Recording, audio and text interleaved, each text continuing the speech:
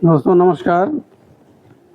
पहले के ज़माने में जब हमने फ़ोटोग्राफ़ी शुरू किया था, तो उस समय फ़ोटोग्राफ़ी इतना आसान नहीं था। फ़ोटोग्राफ़ी सीखने के लिए हमको गुरु की ज़रूरत पड़ती थी और बिना गुरु के हम कुछ सीख नहीं सकते थे। अब आजकल तो डिजिटल ज़माना है। हम क्या खींच रहे हैं, क्या नहीं खींच रहे हैं, वो सारा कुछ हमको कैमरे में शो कर देता है। और अब जो है, चाहे कैमरे की स्पीड हो, अपर्चर हो, तो उसको ऑटो पर कर लिया तो वो अपने आप वो सेट कर देता था। आज के ज़माने में वो डिजिटल कैमरा जो अपने आप सारा उसको ऑटो पर कर दो तो वो अपने आप सारा एडजस्ट कर लेगा। लेकिन पहले ऐसा नहीं होता था। पहले हमको खुद ही करना पड़ता था और इसमें बहुत संघर्ष करना पड़ता था, बहुत दिमाग खपाना पड़ता था। तो ये हमारे समय का मेरा पहला मैनुअल कैमरा है। ये निकॉन कंपनी का है FM10। ये मैनुअल कैमरा है, इसमें कोई ऑटो का हिसाब किताब नहीं है। आपको जो कुछ करना है आप स्वयं करेंगे और वो आपके अनुभव पर निर्भर करता है।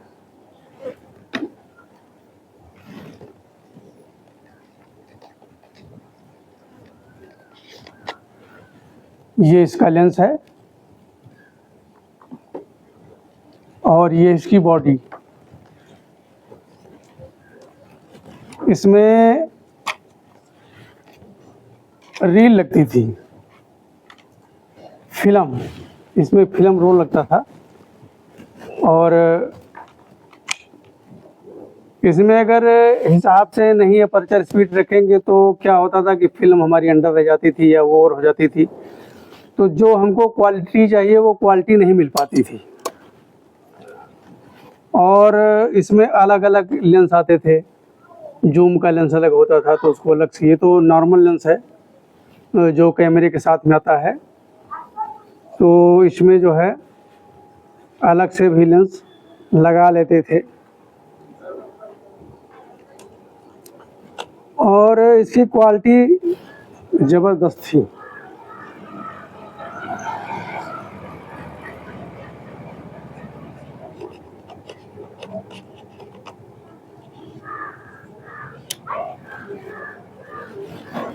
इसमें जो आप देख रहे हैं ये अपर्चर स्पीड सारा कुछ, ये अपर्चर स्पीड यहाँ पर दे रखा है। 3.5 है, 5.6 है, 8 है, 11 है, 16 है, ये सारा कुछ भी दे रखा है। वो अपने हिसाब से हम एडजस्ट करते थे। और ये कैमरे की स्पीड दे रखते थे, किस स्पीड पर हमको कैमरा चलाना है। और फ्लैश के लिए जो है वो इसमें रेड मार्क दे रखा है 125 पर ही फ्लैश चलेगी। और अगर हम इसको कम कर देंगे या ज़्यादा कर देंगे तो वो लाइट हाफ फ्रेम में पहुंचेगी। ये फ्लैश है, ये इतनी पावरफुल फ्लैश है कि ये दिन में जो है, ये दिन जैसी रोशनी रात में कर देती है। एक बार ये इसमें 4 बैटरियां लगती हैं, इसमें 4 बैटरी लगती हैं।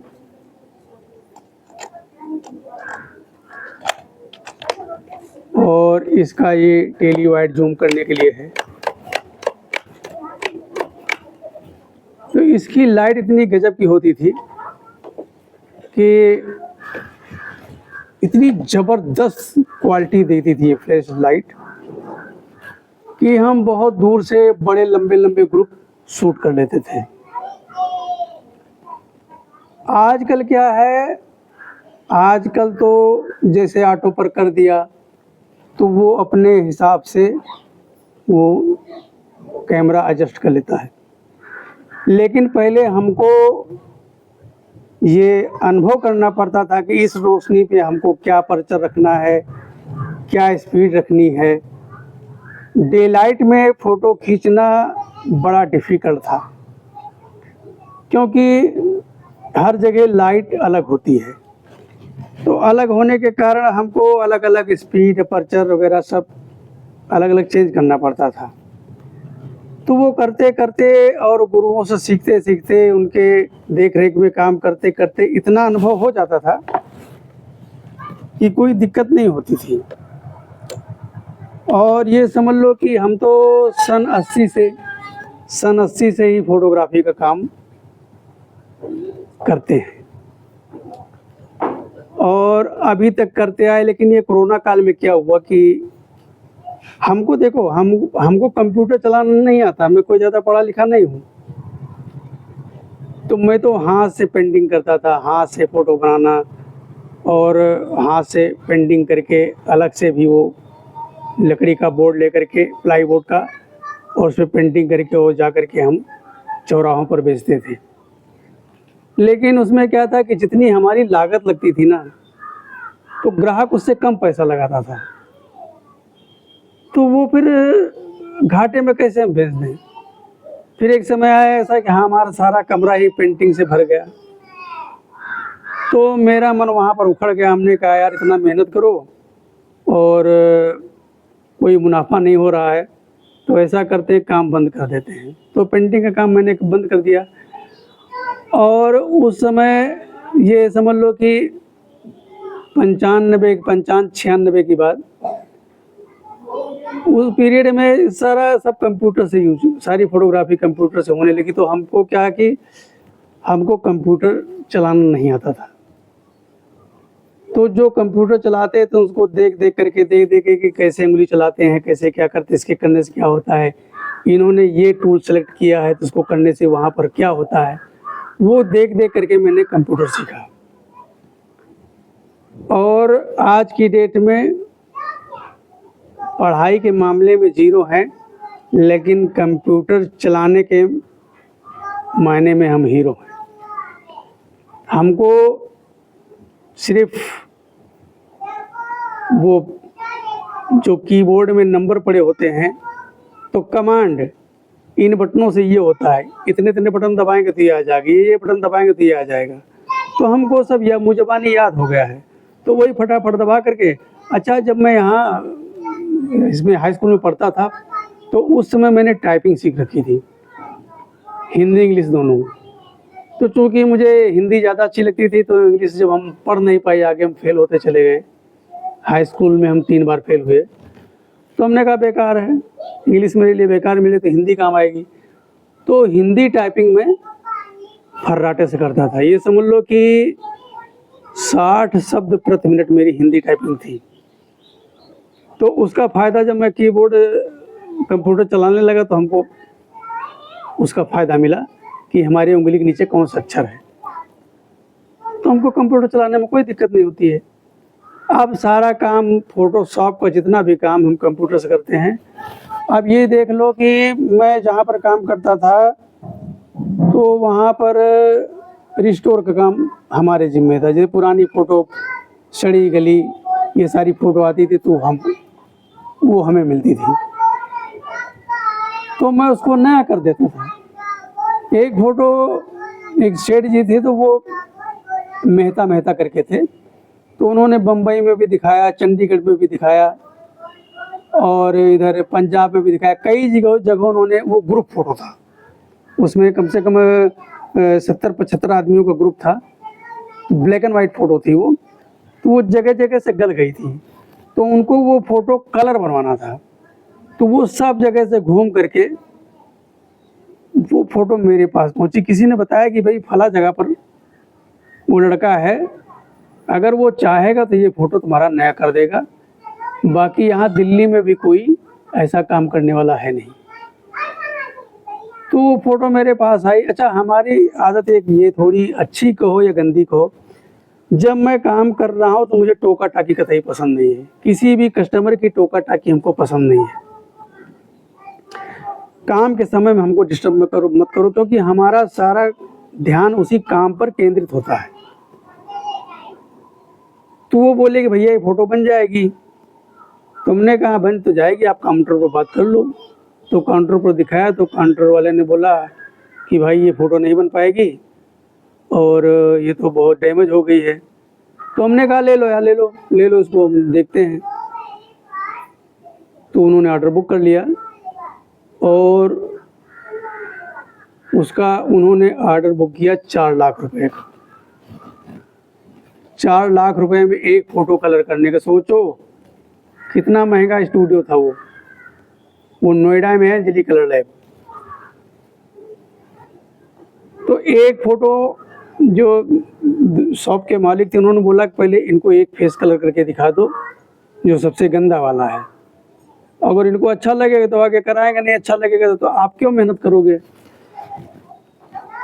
तो हमने उसमें से जो है हमने उनको बताया कि भाई कौन सा फेस पहले हम सही करें, तो जो सबसे सड़ा गला था उन्होंने उसी को बताया। तो हमने कहा ठीक है, आपको जो है हमें 3 दिन का टाइम दो। तो कह रहे 3 दिन में हो जाएगा। हमने कहा 3 दिन का टाइम दो, उसके बाद देखते हैं क्या होता है, इसमें काम बहुत ज़्यादा है। तो वो दे करके चले गए और बाद में क्या हुआ, तीसरे दिन आए वो, तो वो फ़ोटो मैंने कंप्लीट कर ली थी। जब उन्होंने देखा उस फ़ोटो को तो मेरी पीठ थपथपाने लगे, कहते शाबाश बेटा। मैं बहुत जगह दिखाया लेकिन मुझे किसी का काम पसंद नहीं आया और आपने तो हूबहू बना दी जो मैंने बचपन में देखी थी। बातचीत पक्की हो गई, फिर काउंटर पर गए कि बोले कि काम मुझे पसंद आया है, काम तैयार कर दो। तो 4 लाख रुपए उनको कुछ ज़्यादा लग रहे थे। अच्छा, हमारे जो दुकान मालिक थे उन्होंने जो एक बार बोल दिया ना, वो बोल दिया, उसमें कमी वैसी नहीं हो सकती है। तो वो 3.5 लाख रुपए दे रहे थे। 50,000 पर बात नहीं बनी तो उन्होंने कहा ठीक है, बाद में देखेंगे। और वो जब काम दे करके गए थे तो मुझसे वो नंबर ले गए थे हमारा। तो उन्होंने वो नंबर ले करके 4-5 दिन के बाद मेरे पास फ़ोन किया, मैं घर पर था। तो बोले कि राम बहादुर आप ही बोल रहे हैं? मैं कहा जी मैं राम बहादुर बोल रहा हूँ। तो बोले मैं मेहता जी बोल रहा हूँ और आपने हमारी फ़ोटो कलर की थी। हम कहा पता है जी मेहता साहब, पता है। कह लगे कि आप यार हमारे यहाँ काम कर दो, हमारे घर पर भी कंप्यूटर है। तो हमने कहा आपके घर पर मैं कैसे काम करूँगा, काम तो मैं और कहीं कर रहा हूँ, आपके घर पर कैसे कर सकता हूँ। एक दिन की छुट्टी मिलती है, तुम बच्चों के साथ रहते हैं। तो वो बोलने की कोई बात, हमारे घर तो आओ। तुम कहा ठीक आ जाएंगे। तो वहाँ पर मंगलवार की छुट्टी होती थी, मंगलवार को मैं उनके घर पर चला गया, बेल बजाई और बोले आ जाओ सिंह साहब आ जाओ। मैं अंदर गया तो वो फ़ोटो रखे थे और वो कंप्यूटर के पास खुद बैठे थे, मुझे बिठाया, बोले कि ये हमारा सिस्टम है और ये बहुत हाई फाई सिस्टम है, तो ऐसा करो आप इसी पर काम कर दो, तो जो कहोगे आपको हम दे देंगे। तो हमने सोचा था कि वहाँ ये 3.5 दे ही रहे थे तो हमको कम से कम 3 लाख रुपए तो देंगे। नहीं 3 देंगे, 2.5 देंगे, 2 देंगे, भैया कुछ तो देंगे। तो बोले कि आपको हम क्या दे दें। तो हमने कहा जो आपको इच्छा होगा दे देना। मैं तो इसी में विश्वास में था कि वहाँ पर 3.5 लाख रुपए दे रहे थे, हमको जो है बहुत गिरी हालत में देंगे तो भी 2 लाख रुपए तो दे ही देंगे।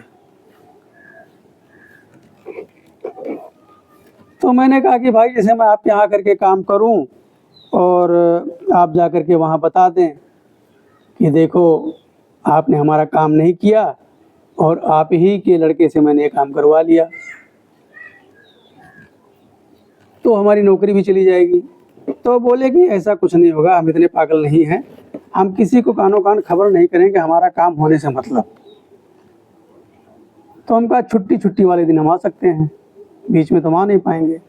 तो कहले कोई बात नहीं, आप छुट्टी आ जाना और हमारे घर पर ही काम कर देना और हम आपको पैसे दे देंगे। तो हम कहा ठीक है। तो उनके यहाँ मैं 15 बार गया, 15 छुट्टी मैंने उनके घर पर बिताई। और यकीन मानिए कि मैं काम करने के चक्कर में घर से चाय पीकर निकलता था, वहाँ पर बैठा रहता था, मुझको एक गिलास पानी भी नहीं मिलता था। वहाँ पर एक गिलास पानी भी नहीं मिलता था। खुद चले जाते थे नाश्ता पानी करने के लिए, लेकिन हमको पानी नहीं मिलता था। और सुबह से लेकर के शाम तक समझ लो कि मैं वहाँ 7:30 पौने 8 बजे पहुँच जाता था और 8 बजे तक काम करता था वहाँ। खैर उनकी फ़ोटो वो कंप्लीट हो गई तो उन्होंने बोला कि ऐसा करते हैं, कनॉट प्लेस में माटा कंपनी है, वो बहुत बड़ी कंपनी है फ़ोटो की और बहुत पुराना है, तो वहाँ भी अनुभवी लोग हैं, तो उन्होंने कलर लैब लगा रखी है और उनसे बढ़िया कोई कलर प्रिंट निकाल भी नहीं सकता है माटा कंपनी। तो बोले कि वहाँ पर प्रिंट निकलाएंगे, तो आप चलो हमारे साथ, हमारी गाड़ी में बैठो और वहीं आपकी देख रेख में प्रिंट निकला लेते हैं। तो हमने कहा चलो भाई, उनकी गाड़ी में बैठ के चले गए, वहाँ पर प्रिंट निकलाया। अच्छा, उन्होंने पहले मुझे जो है 2000 रुपये, जिस दिन मैं पहली बार गया था तो उन्होंने मुझे 2000 रुपये दे दिए थे। तो हमने कहा भाई इनका काम भी नहीं हुआ है, उन्होंने देखो मुझे 2000 रुपये दे दिए हैं, मतलब विश्वास बन गया कि ये मुझे पैसे दे देंगे। तो माटा कंपनी में उनका प्रिंट निकला करके बड़ा सा प्रिंट, काफ़ी बड़ा प्रिंट बनवाया था और उसका फ्रेम भी उन्होंने कम से कम नहीं तो 35-40 हज़ार रुपये का फ्रेम की कास्ट बैठी थी। प्रिंट निकला करके घर पर जब हम आए तो उन्होंने मुझे 10,000 रुपये दिए। तो हमने कहा ये क्या है? तो बोले कि जो आपने काम किया है। तो हमने कहा कि मेहता साहब आप तो वहाँ 3.5 लाख रुपए दे रहे थे और ये हमको 2 पहले दिया और 10 ये दे रहे हो, 12,000 रुपये। कह रहे देखो भाई, हम कायदे की बात करते हैं, आपने हमारा सिस्टम यूज़ किया कि नहीं किया? हमने कहा हाँ, सिस्टम आपका यूज़ किया, बिजली भी हमारी लगी। हमने कहा बात तो सही करे, बिजली भी आपकी लगी। हमने कहा महता साहब अगर आप ये पहले बताए होते ना तो मैं यहाँ थूकने नहीं आता, काम करने को छोड़ो, मैं ऐसे काम नहीं करता हूँ। सिस्टम हमारे घर पर भी है, अपने घर पर भी काम कर सकते थे, लेकिन आपने बोला कि अपने सामने करवाएंगे, जो कमी बेसी रहेगी वो मैं बताता रहूँगा। और वो समझ लो कि जब तक मैं काम करता था मेरे साथी बैठते थे, मेरी खोपड़ी चाटते थे, मेरा वहाँ खून फूकता था उनकी बातें सुन करके, क्योंकि मुझे इंटरफेयर पसंद नहीं है और वो टोका टाकी करते रहे। लेकिन हमने भी सोचा चलो मोटे रकम की बात है तो चलो बर्दाश्त करो, तो मैं भी किसी तरह से उनको झेलता रहा। तो वो बोले कि भाई इससे ज़्यादा मैं नहीं दे सकता। और हमें भी बहुत सारी फ़ोटो, हमारे पास कम से कम 35-40 फ़ोटो ऐसी हैं जो हमको कलर करवानी है और आप ही से करवाएंगे। तो भाई अब किसी के हाथ से हम पैसा थोड़ा छीन सकते हैं, जो देगा वही हमें मिलेगा ना।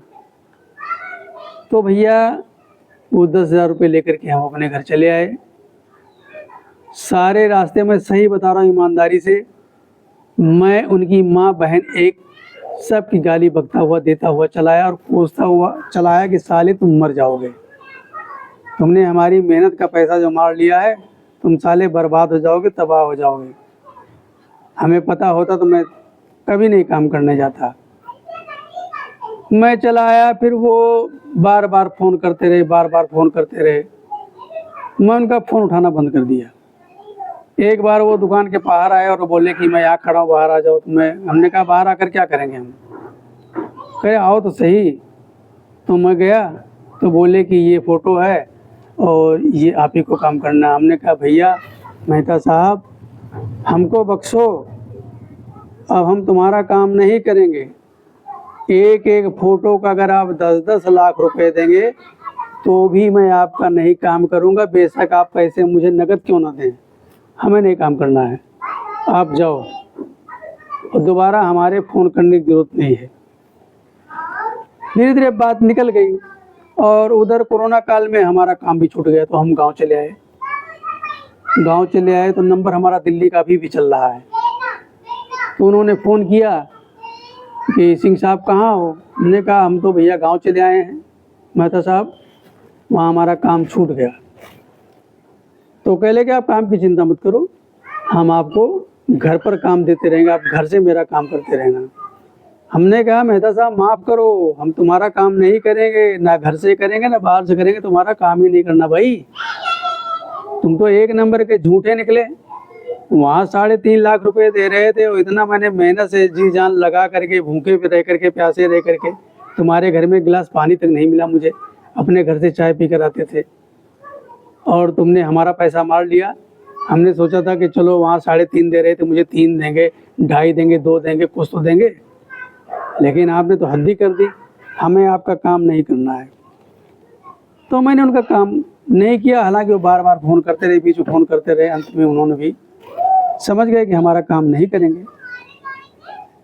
तो ये होता है। तो हम तो देखो भैया, हम मैनुअल काम करने वाले थे, तो हमको कंप्यूटर सीखना पड़ा। और नहीं तो हमारा यही हथियार होता था, यही हमारी बंदूक थी। इसी से हम निशाना भिड़ा करके और अच्छी अच्छी फ़ोटोग्राफी करते थे।